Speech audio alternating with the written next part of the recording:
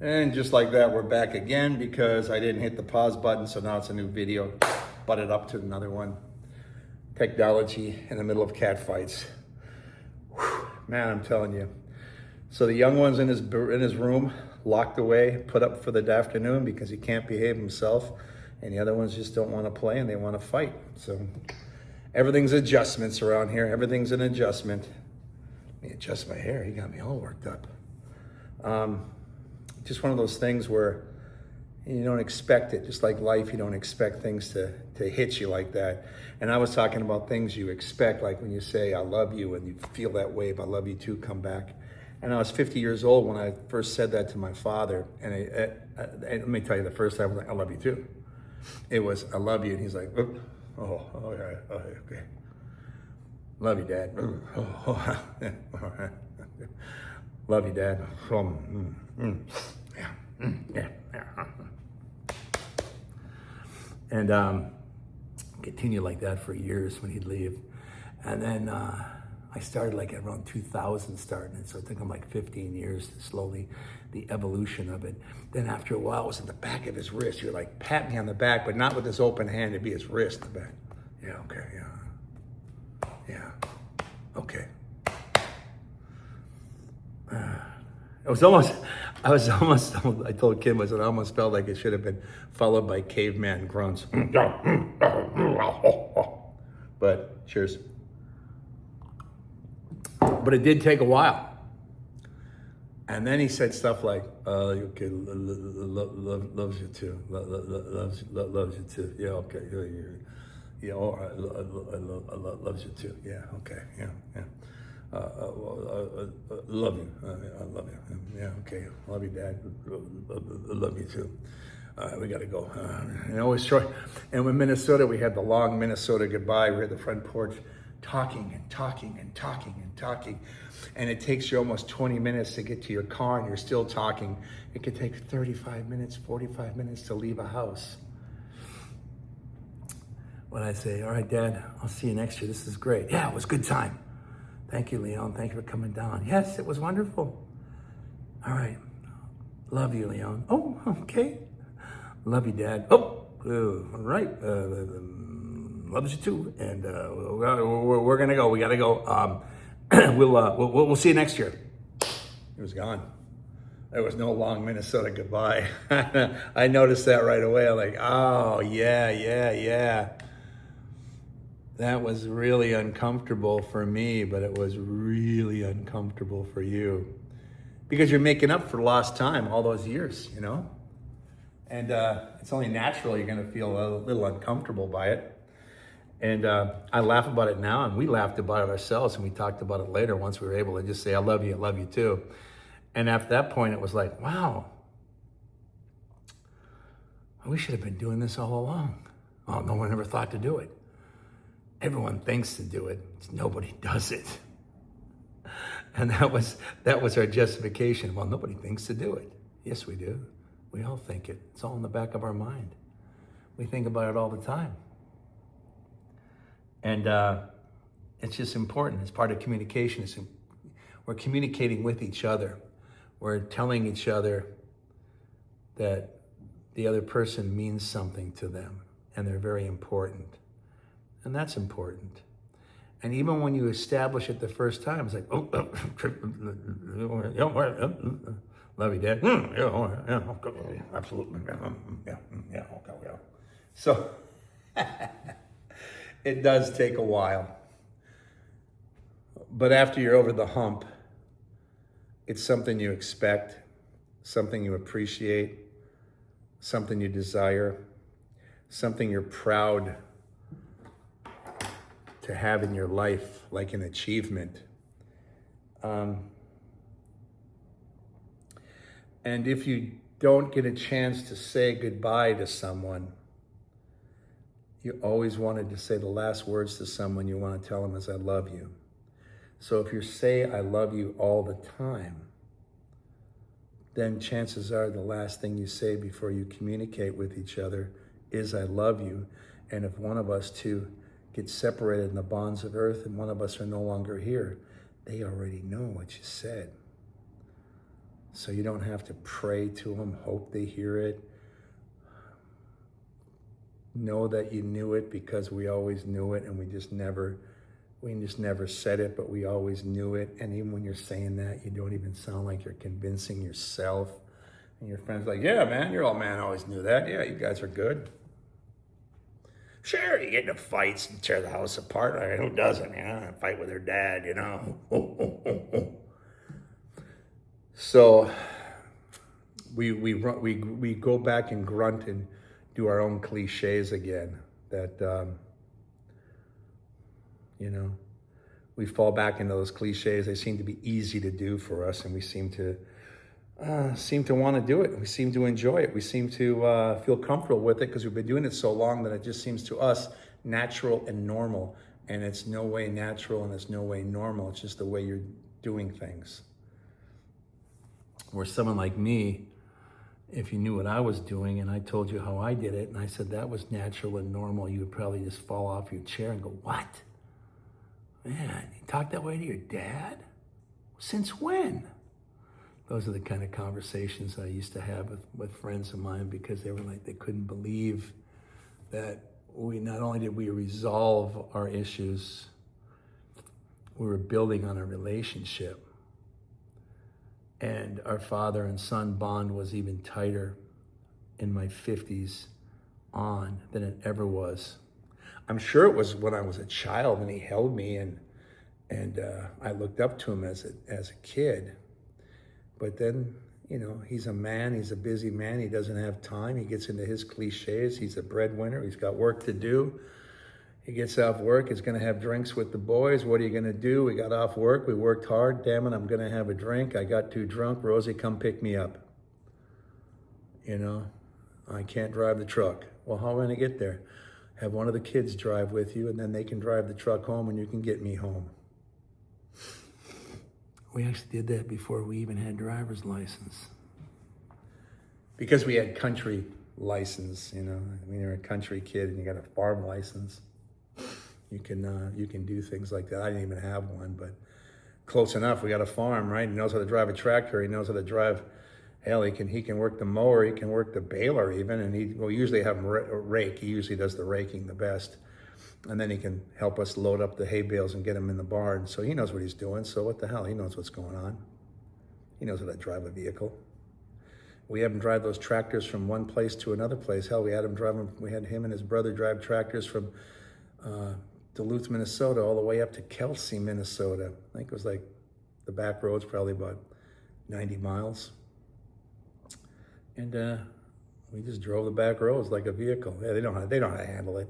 Besides that, the International Harvester got the wheels close together. You got to have it's not like an Alice Chalmers where the wheels are like a regular car. Why they had them together like this, I don't know, because when it hits a rut, you could break your thumb if you're not hanging onto the steering wheel right. So they know how to do it. They know what they're doing. They know what to do. They can drive the truck home.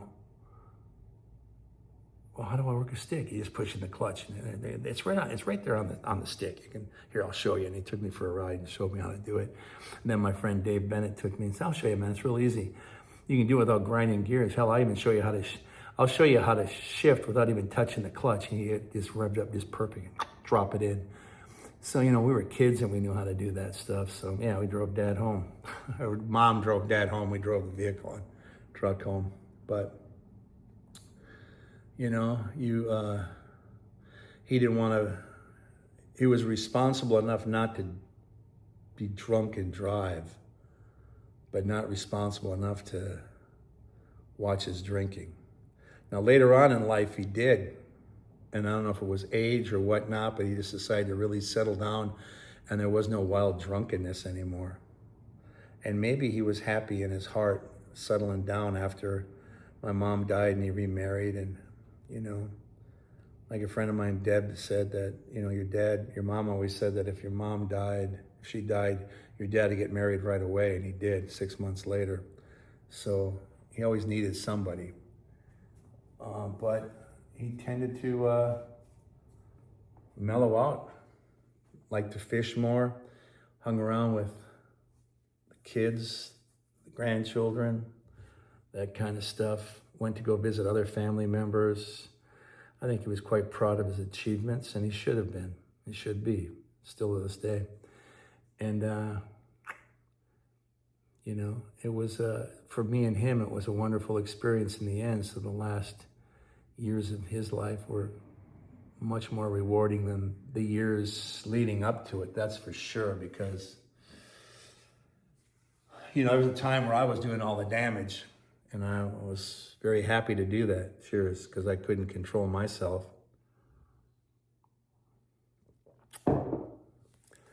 And I'm sure some of you out there might have felt the same way or feel the same way right now.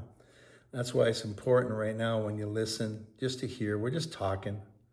I'm not curing cancer here. I'm just showing you that there are different ways to do things. I've done it. Maybe you want to try it. You might find even more enlightenment than even I received from it. That would be fantastic.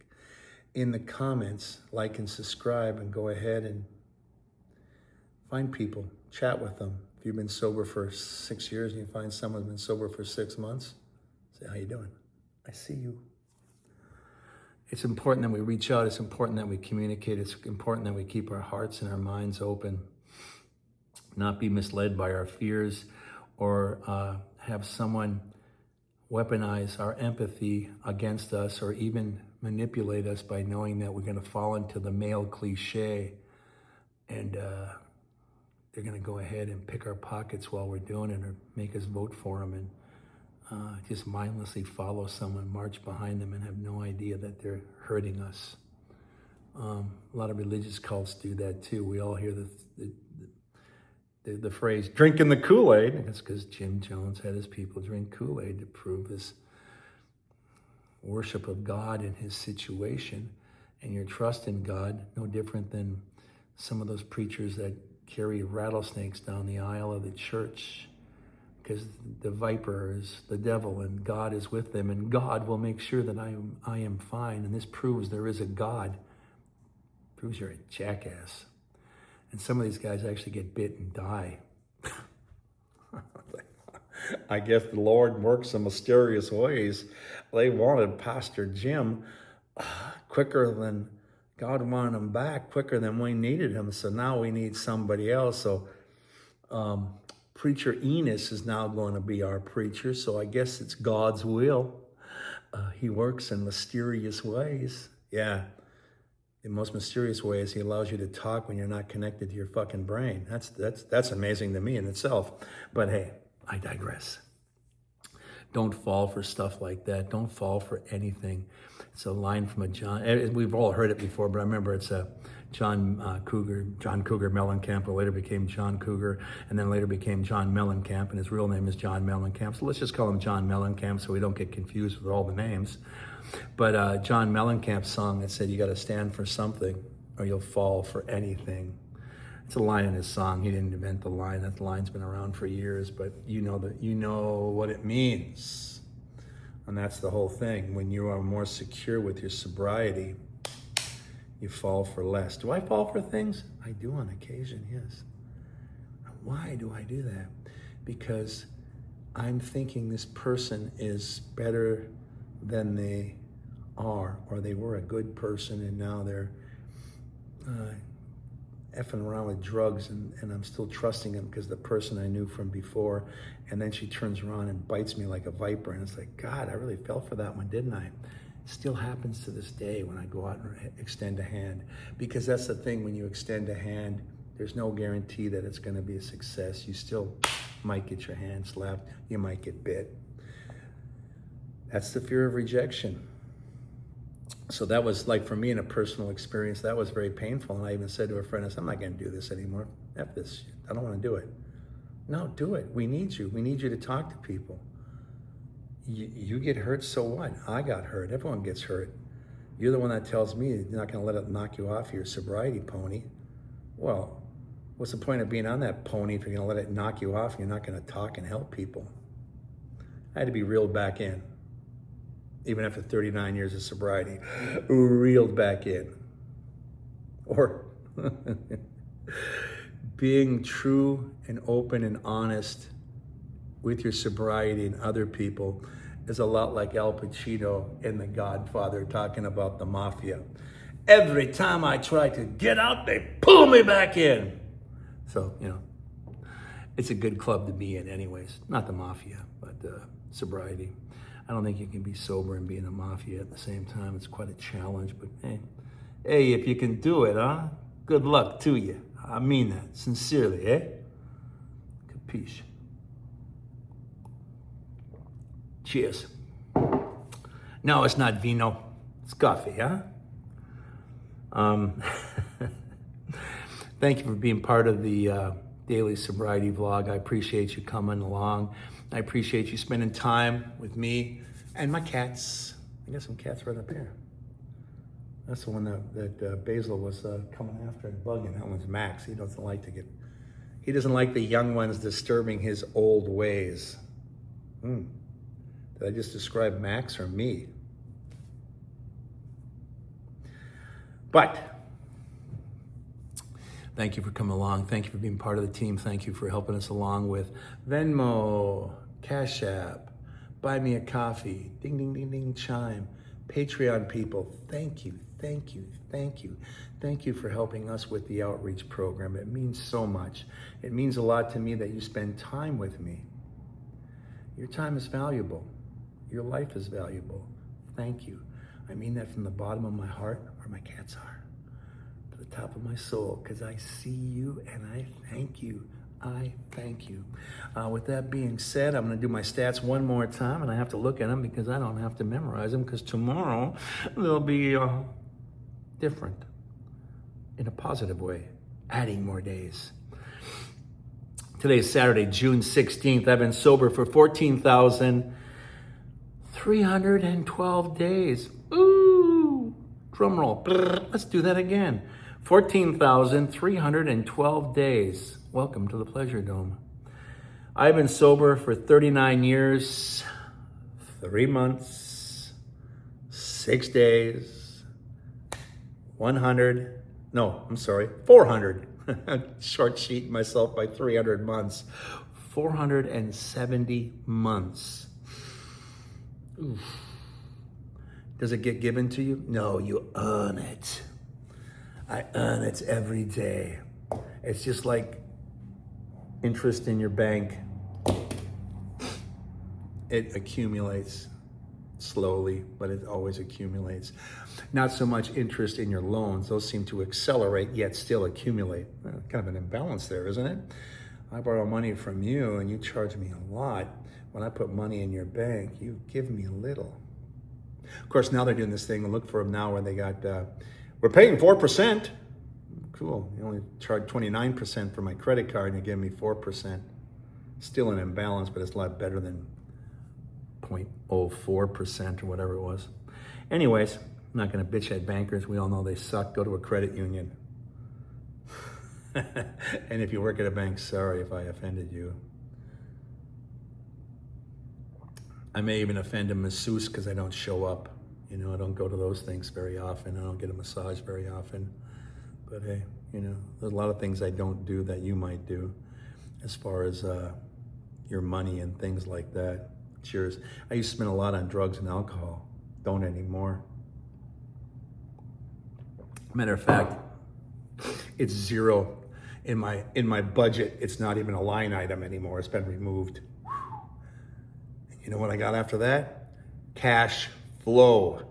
Not no goddamn trickle down, Chief. It was cash flow, if you know what I'm saying, Chief. I ought to be a goddamn banker myself. You know what I mean? Anyways, thank you. And thank you for listening to me do Jack, because I love Jack Nicholson. He's one of those uneasy characters in life. You know what I mean? You don't know if he's on your side, or he can be scary sometimes. But you know that if you're sober like Jack, you won't have to listen to Here's Johnny. Anyways, thank you. Thank you for being part of the daily sobriety vlog. I appreciate you. And in the words of Ringo, is Ringo around anywhere? There he is. There's Ringo right there, crossing Abbey Road. And Paul, put your shoes on. Why are you barefoot? They're going to think you're dead, man.